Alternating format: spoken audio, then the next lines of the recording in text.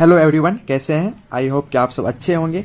चलिए आज मैं एनसीईआरटी क्लास 10th का 1.2 का प्रश्न संख्या 1 करने वाले हैं, जो कि मैं पिछले वीडियो में प्लेलिस्ट में जाकर आप देख सकते हैं। 1.1 का भी हम पूरा कर चुके हैं।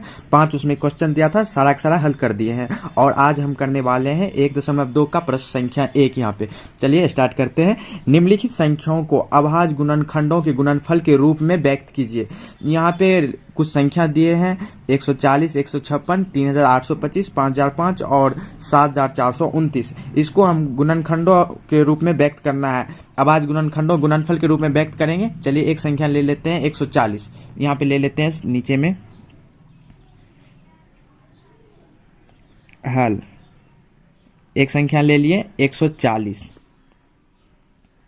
इसको अभाज्य गुणनखंडों की विधि द्वारा हल करना है, तो यहाँ साइड में कर लेते हैं इसका 140 का।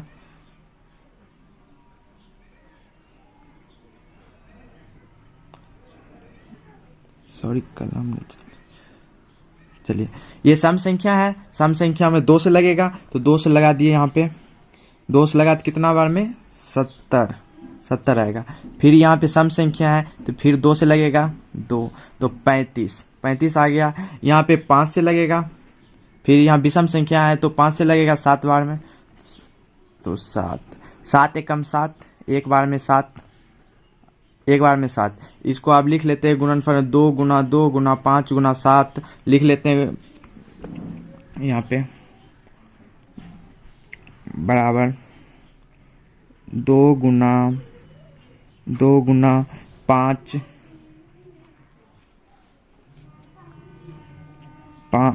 गुना 7। और इसको थोड़ा और हल कर लेते हैं। इसको स्क्वायर के रूप में लिख लेते हैं। 2 का स्क्वायर 2 ठो है, तो लिख देते हैं इसे 2 पर पावर 2 गुनी 5 गुना 7 हो गया इसका आंसर। चलिए आप दूसरा ले लेते हैं। यहाँ पे 156 है, तो दूसरा नीचे में ही ले 156। इसको साइड में इसको भी कर लेते हैं।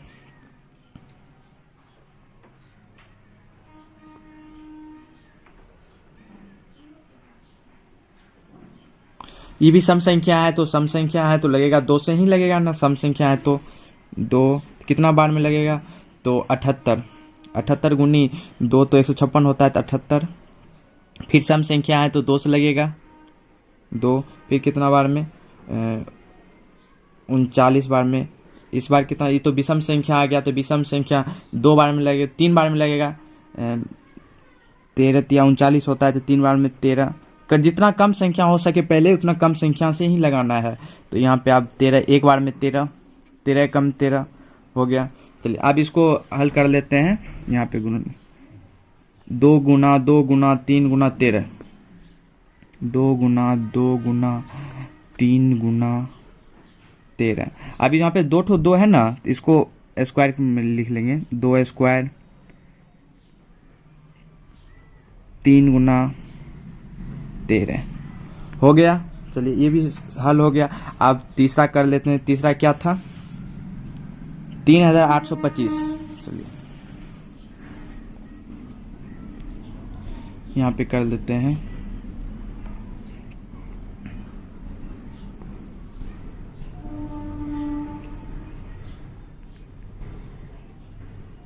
$3825।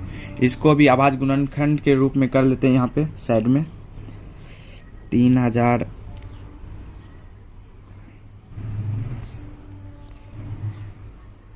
यहाँ तो दिख रहा है विषम संख्या है, यहाँ 5 है लास्ट में। अगर 2 रहता तब ना सम संख्या होता। यहाँ तो विषम संख्या है, तो 3 से लगेगा, तो 3 बार में कितना बार में लग जाएगा,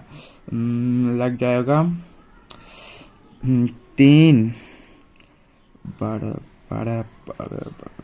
1200 1275 बार में लगेगा। 1275 में लग जाएगा ये 3 बार में। इतना ही आता है, 3 बार गुणित करेंगे तो उसको।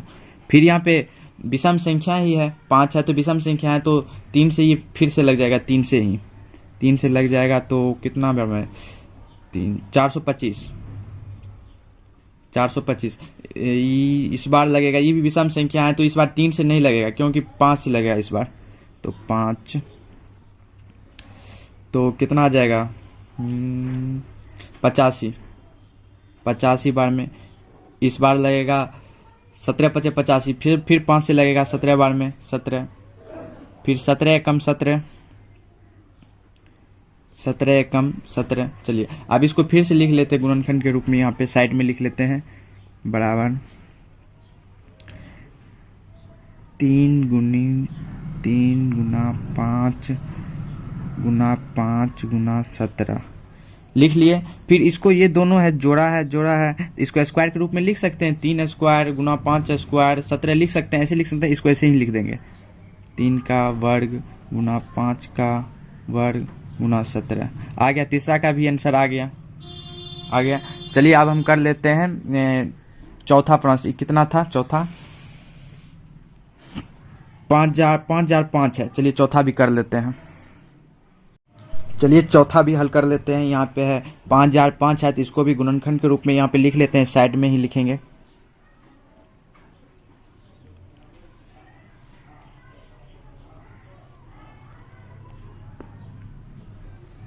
यहाँ पे ये भी विषम संख्या ही है, यहाँ पे 2 रहता तब ना विषम संख्या होता। यहाँ पे 5 है तो विषम संख्या है, तो ये 5 बार में लग जाएगा। 5 बार में कितना बार में लगेगा?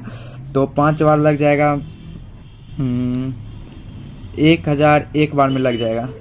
फिर ये कितना बार में लग जाएगा? ये लग जाएगा 7 5 से तो नहीं लगेगा, ना 2 से लगेगा, ना 3 से लगेगा, इस 7 से लगेगा। 7 से लग जाएगा 143 बार में। 143 बार में 7 से लग गया। फिर यहाँ पे 143 है तो लग जाएगा 13 11, हाँ 11 से 13। फिर यहाँ पे 13 कम 13 कम। फिर यहाँ पे लिख लेते हैं साइड में इसको 5 गुना 7 गुना 11 गुना 13 लिख दिए। इसका भी आ गया यही आंसर, क्योंकि इसमें जोड़ा वाला कुछ नहीं है तो ऐसे कैसे ही छोड़ देंगे। अगर जोड़ा वाला रहता तो वर्ग लगा देते हैं, यहाँ पे कुछ नहीं है तो ऐसे कैसे ही रख देंगे। आप चलिए पांचवा प्रश्न था 7429, पांचवा भी लिख लेते हैं यहीं साइड में। पांचवा था 7429, इसको भी यहाँ पे गुणनखंड के रूप में लिख लेते हैं।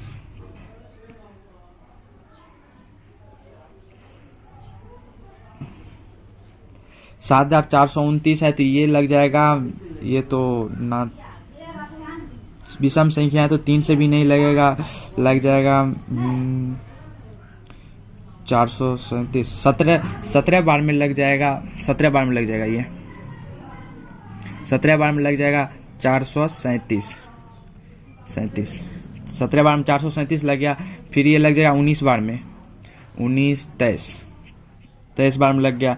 फिर 23 से कम 23, इसको भी लिख लेते हैं यहाँ पे 17 गुना 19 गुना 23 आ गया आंसर।